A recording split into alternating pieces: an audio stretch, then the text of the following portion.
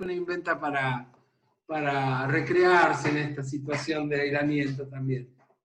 Bueno, les decía, compañeras, que se me había ocurrido, y aparte respondiendo a los requerimientos de las compañeras de la cátedra, listar los indispensables para la tesis, para el escrito breve, para esta forma de escritura que está ahora tomando la posibilidad de ser testimonial y ficcional, las dos cosas. Quiere decir, si bien al principio había una cierta preocupación por el género, en el sentido que lo testimonial, que es no ficción, y lo ficcional es no testimonial, vamos a sostener la tesis de que toda propuesta de investigación tiene una estructura ficcional, porque la construcción de la realidad que llamamos humana es una construcción conjetural también.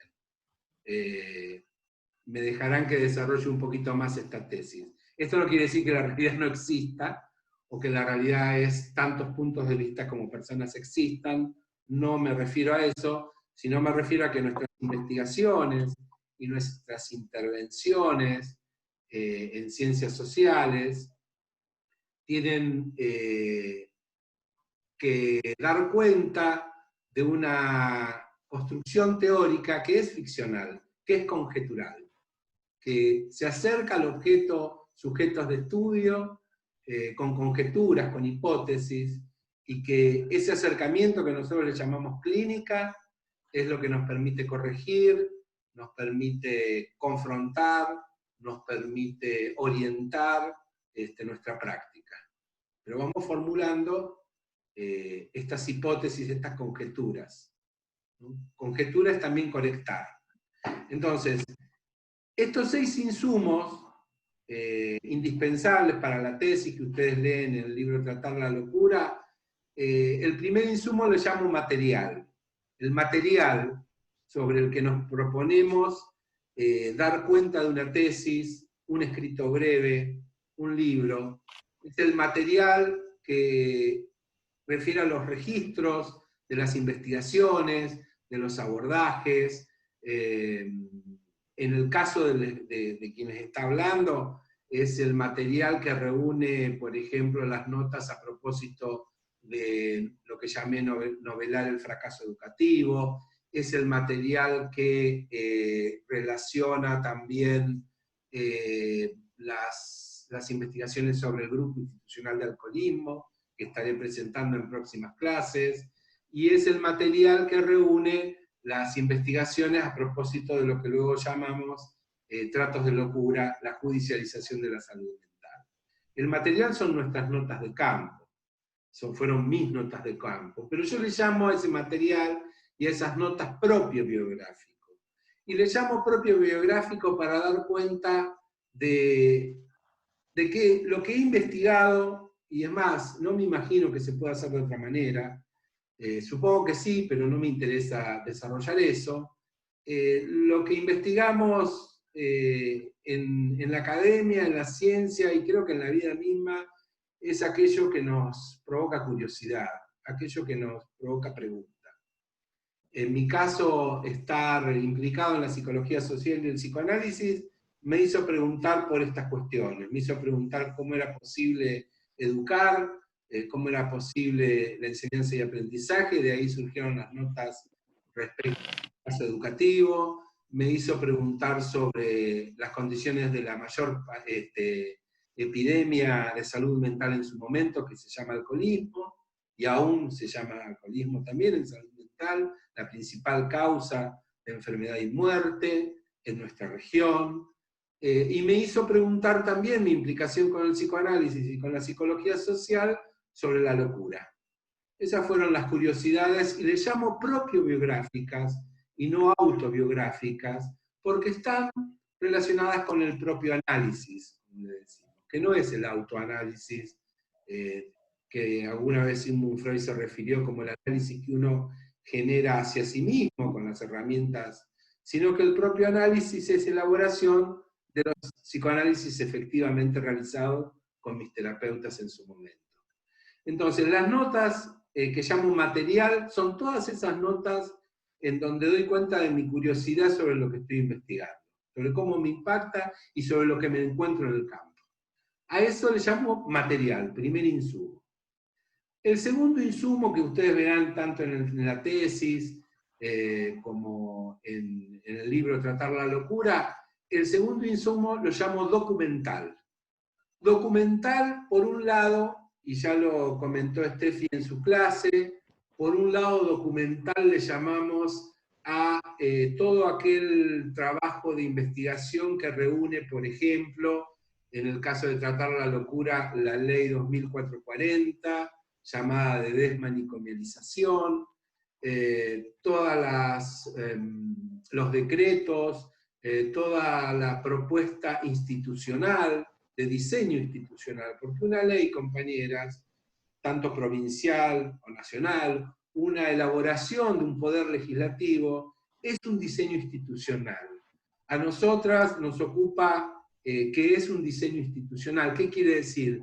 Más que ocuparnos de ese debate tan actual y tan poco interesante a mi gusto, que es el debate de la abogacía, que es el debate de la estructura del derecho, que por supuesto que nos puede interesar respecto a algunas cuestiones, pero al núcleo de las ciencias sociales, que no son el derecho, lo que importa es atender a cuál es el diseño institucional que las leyes promueven.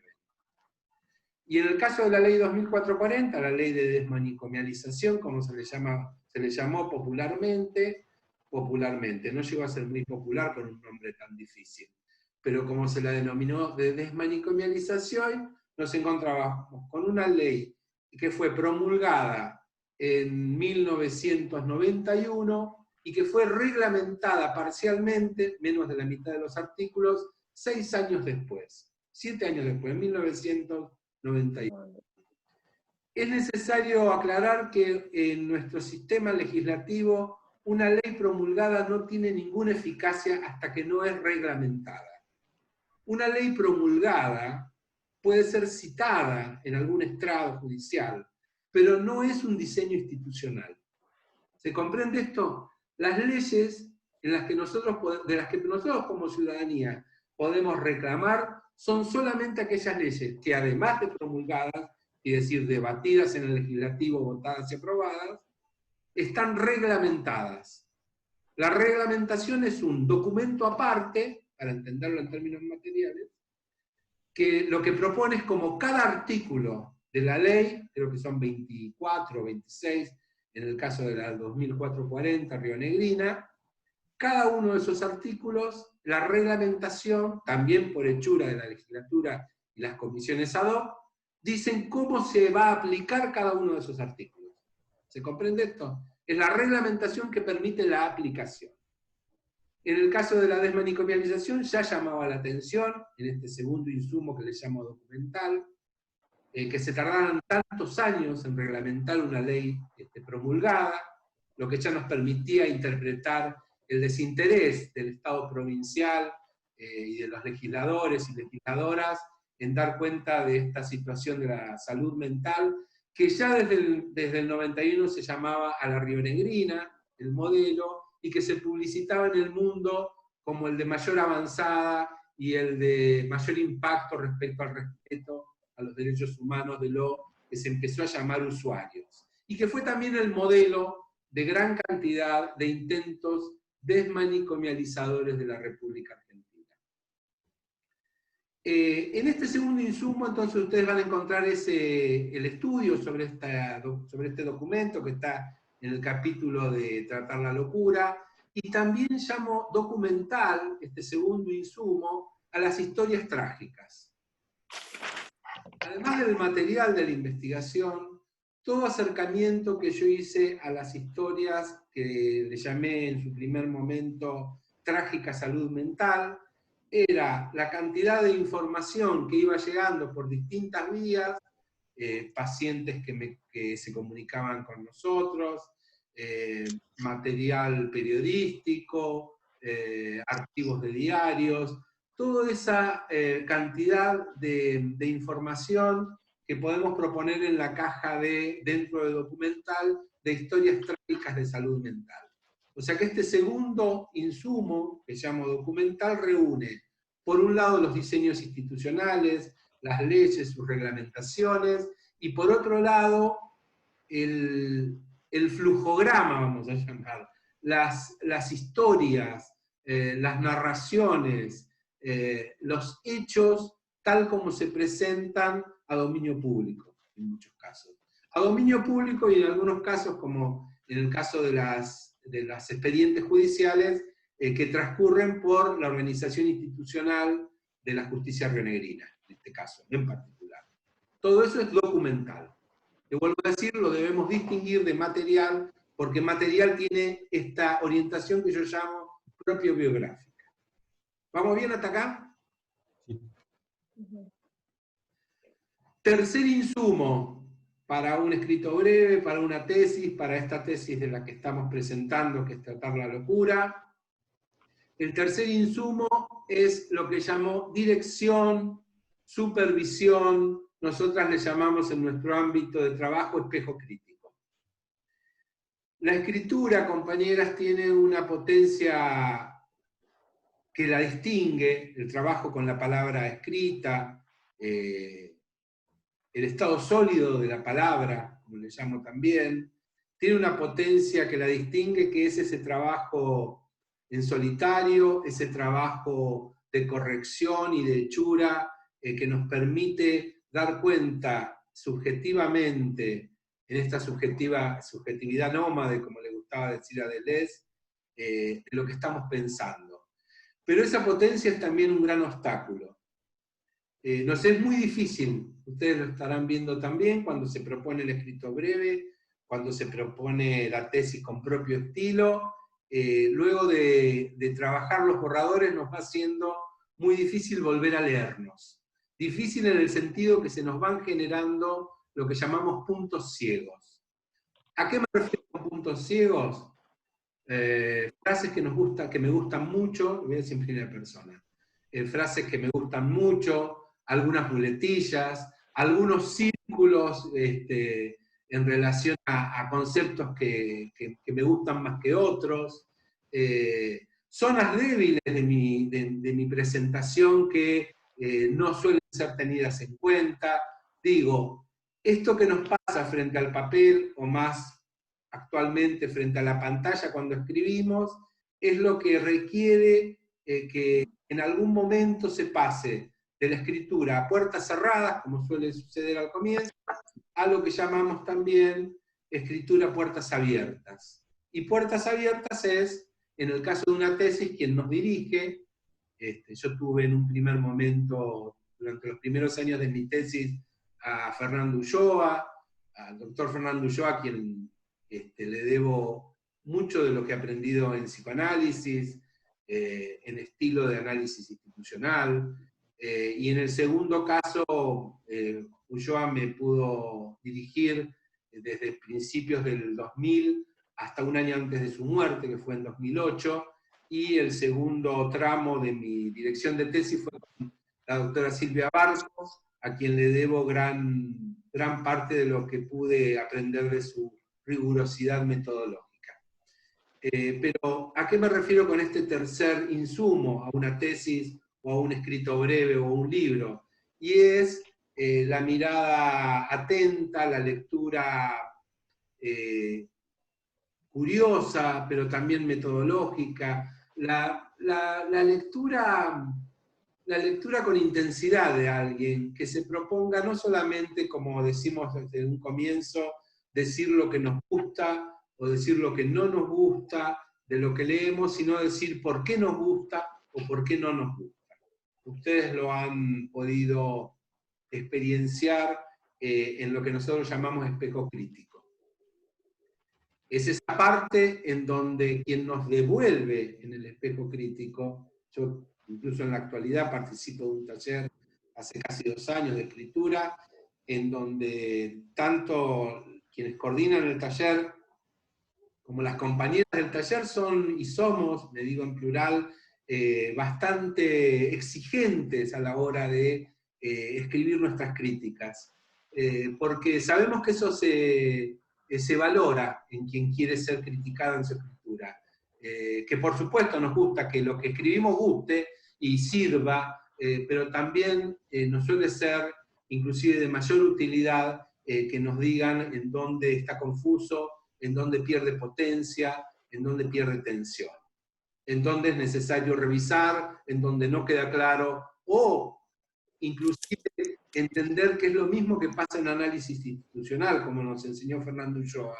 Cuando uno escribe y da a leer, lo mismo que cuando uno hace una interpretación en análisis institucional en un colectivo, la interpretación de lo que uno escribe, la interpretación de lo que uno dice, está corrida a quien lee. ¿Se entiende esto que digo? Recuerdo que creo que fue Fidel Mocio, Ulloa, que me contó una anécdota de Cortázar, que vino a la Argentina en uno de sus viajes, hacía ya tiempo que estaba en Europa, y dio una charla en un gremio, y una mujer peronista le criticó fuertemente su casa tomada, y le espetó que Cortázar había escrito ese cuento como crítica al peronismo. No, esto me lo contó Cito Lema. Ahora que lo cuento digo, no sé quién. Y porque Cito Lema estaba al lado de Cortázar, y él sabía que Cortázar no había escrito, si bien él tenía cuestiones con el peronismo, de hecho se había exiliado, tenía cuestiones muy críticas respecto al peronismo, ese cuento no lo había.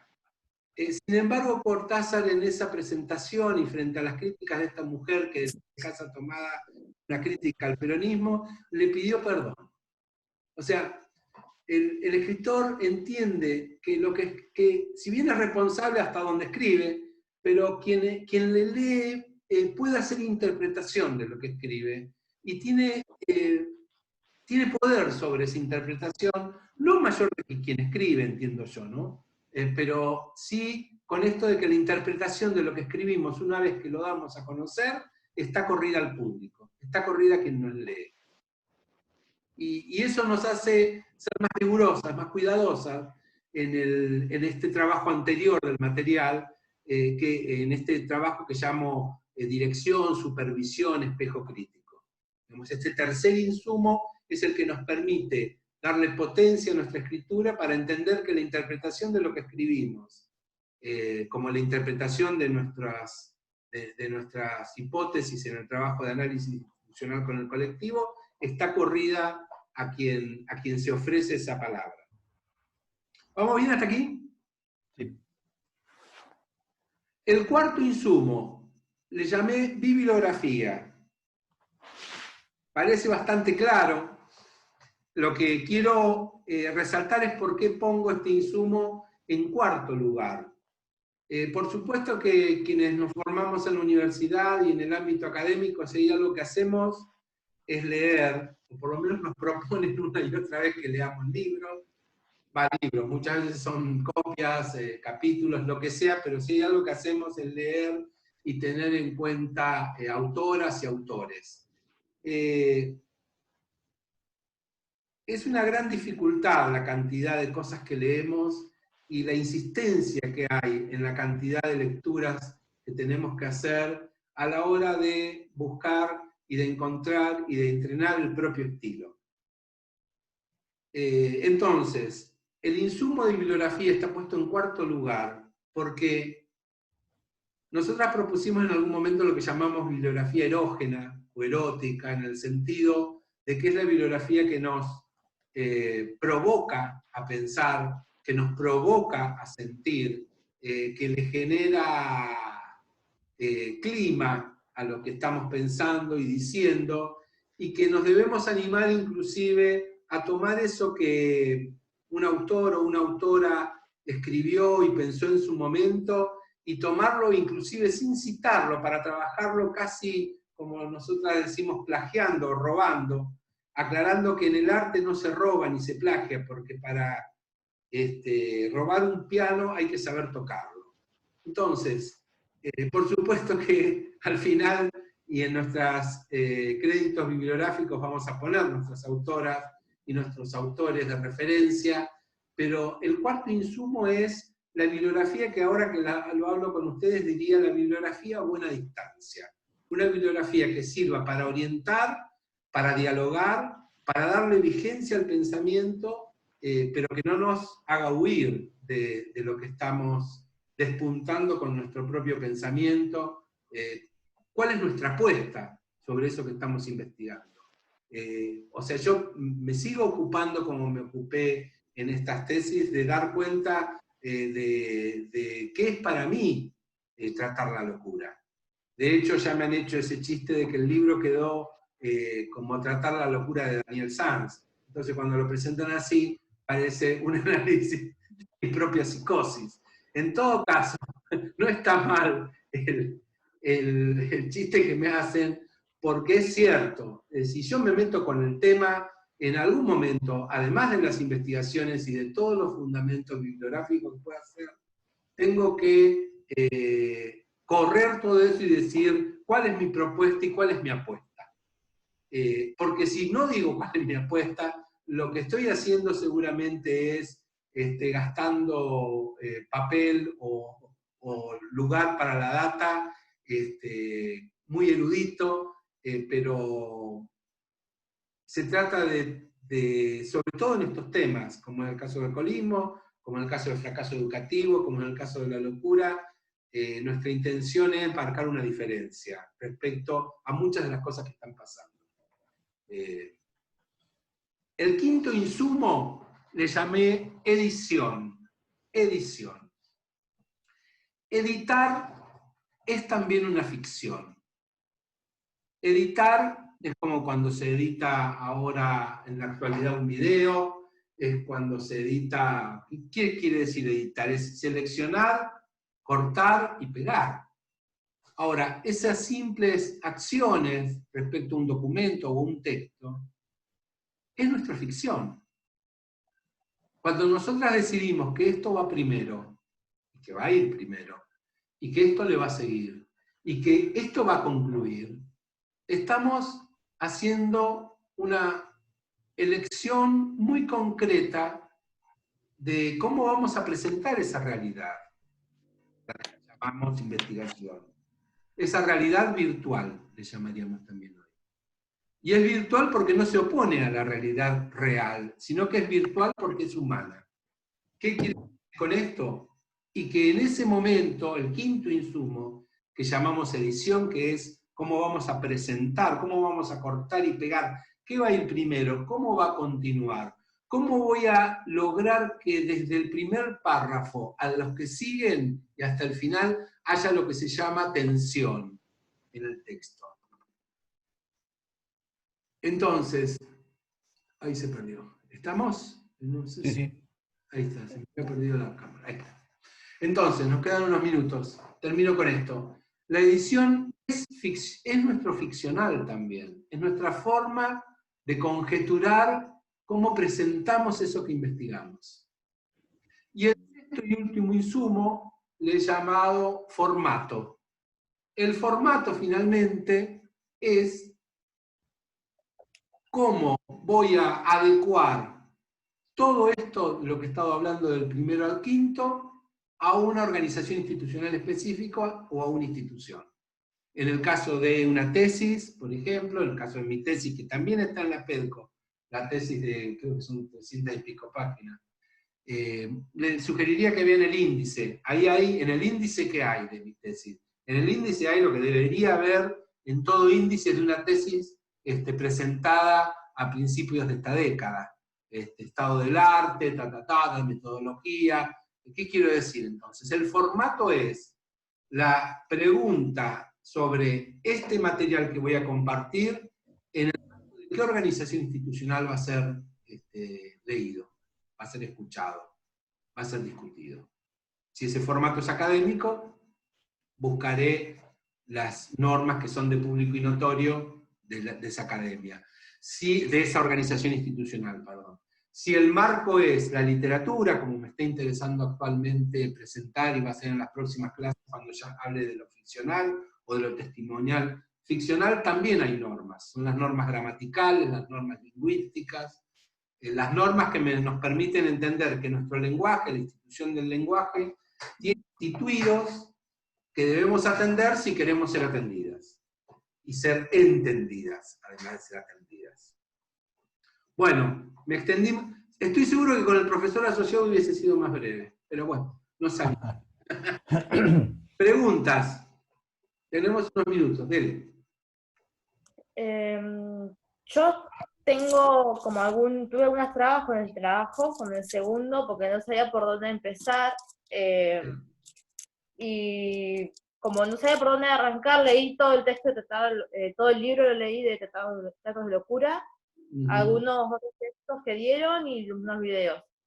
Entonces, como no se me ocurrió nada, empecé a escribir justamente las cosas que se me ocurrían, porque no se me ocurría nada, y me di cuenta que en ese momento se me estaba ocurriendo algo.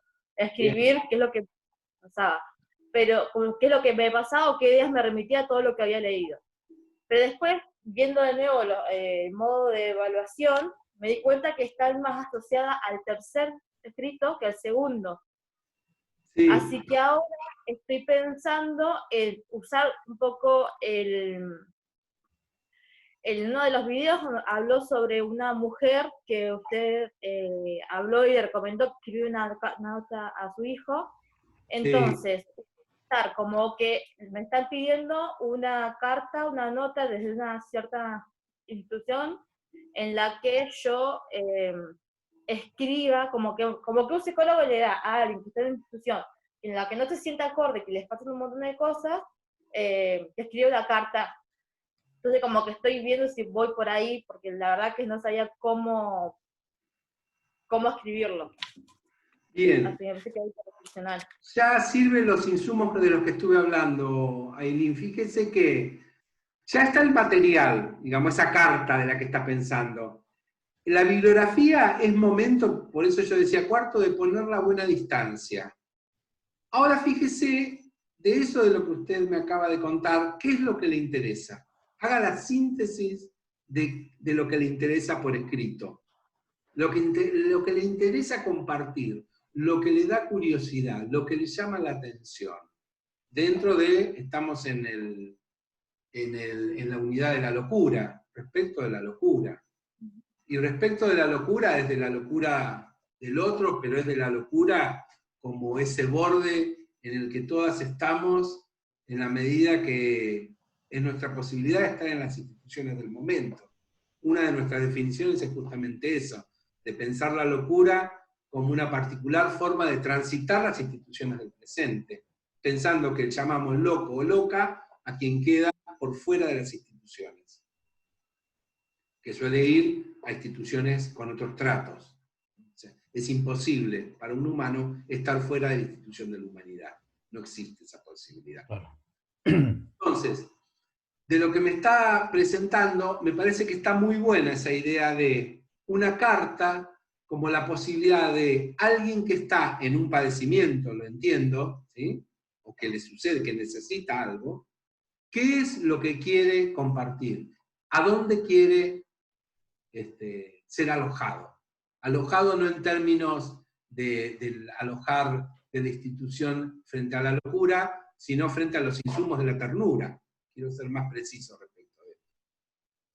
¿No? Quien escribe, quien habla, quien hace una carta como esa mujer a la que le recomendé, lo que quiere es que sus palabras, que no han sido aún expresadas, sean escuchadas desde la empatía, desde el abrigo y desde la nutrición, que son los insumos de la ternura. ¿Marcelo? Yo entrevisté a Ángel de Roca. En mi modo de estar implicado, yo soy periodista y quería hacerle un montón de preguntas. O sea, o me hubiera gustado entrevistarlo por ahí, ¿no? O quizás a él le hubiera gustado que alguien lo entreviste. Y a medida que va transcurriendo la entrevista, le voy diciendo qué tiene Daniel Sanz en Tratos de Locura para decirle a lo que él me responde o a lo que él le pasa o a lo que él está sintiendo. Bueno, ahí me parece que entras claramente en lo ficcional que estaba recién proponiendo. Me parece muy bueno. Yo te diría más, usá lo que dice Daniel Sanz o no, vuelvo a lo que le decía Ailín, ¿no? Con el respeto que tiene toda bibliografía. Si la bibliografía nos sirve para pensar, por eso le llamamos erógena, si nos calienta, si nos implica, sirve. Si no, la dejamos para poner en bibliografía, la estudiamos, pero tomemos lo que le permite tensión a lo que estamos haciendo. Tensión, atención, intención. Particularmente Ángel claramente tenía su salud mental a la intemperie. A mí me gustaría que vayas a leer en el Ángel de Roca, en la tesis directamente, aunque en el libro también está lo que dijo el secretario del juzgado cuando entró en la peluquería. Cuando describe que dice que es un recinto sagrado. Claro, sí. Porque creo que ahí habla de la inmensa potencia que tenía Ángel en su padecimiento. O sea, había un potente sufrimiento, pero también había una meticulosidad, podríamos decir, una inteligencia. Spinoza nos diría eso. Con el loco no hay un problema de inteligencia. Es otro el problema.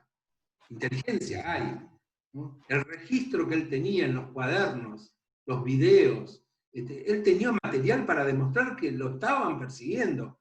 Y en definitiva murió constatando que lo estaban persiguiendo. Claro. Sí.